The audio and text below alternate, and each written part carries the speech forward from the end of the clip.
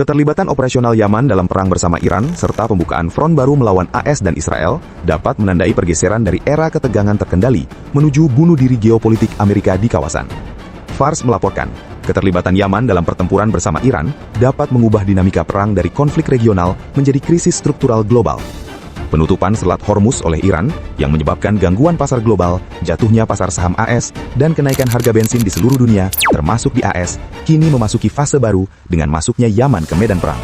Kehadiran ini dapat dijelaskan dalam 4 lapisan strategis. Pertama, pengulangan skenario masa lalu bagi Amerika dan Israel. Yaman dengan mengandalkan persediaan rudal balistik anti kapal generasi baru, varian Muhit dan Tangkil, dengan jangkauan 500 hingga 1000 km, serta ranjau laut cerdasnya, mirip dengan yang terjadi dalam Perang Gaza, dapat mengurangi lalu lintas kapal Amerika dan Israel di dalam radius 30 km dari selat menjadi nol. Penutupan jalur sempit ini yang dilalui 6,2 juta barel minyak mentah dan produk minyak bumi setiap hari dalam perjalanannya ke Eropa dan Amerika bersamaan dengan blokade Selat Hormuz dapat menjadi bencana besar bagi dunia, bukan hanya Amerika. Kedua, skenario perang infrastruktur dan kelumpuhan energi yang parah.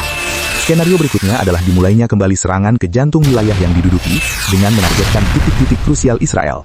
Penargetan yang tepat terhadap kilang minyak Ashdod dan Haifa dengan kapasitas penyulingan 300.000 barel per hari dan pembangkit listrik utama bersamaan dengan serangan rudal Iran akan melumpuhkan jaringan distribusi bahan bakar Israel dalam waktu kurang dari 48 jam.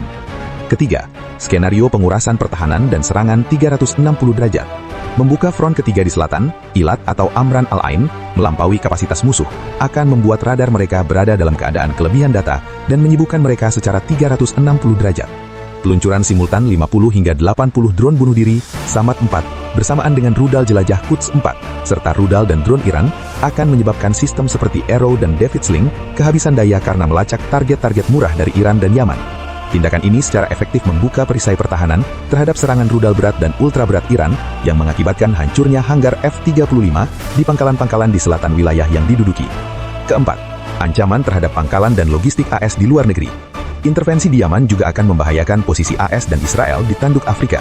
Tak diragukan lagi salah satu sasaran utama Yaman di Tanduk Afrika adalah pangkalan Camp Lemonnier di Djibouti, satu-satunya pangkalan permanen AS di Afrika yang menampung lebih dari 4.000 personil militer. Penghancuran landasan pasku dan tangki bahan bakar di pangkalan ini akan menghilangkan kemampuan AS untuk memberikan dukungan udara dan pengisian bahan bakar bagi armada kapal induk yang ditempatkan di Laut Merah.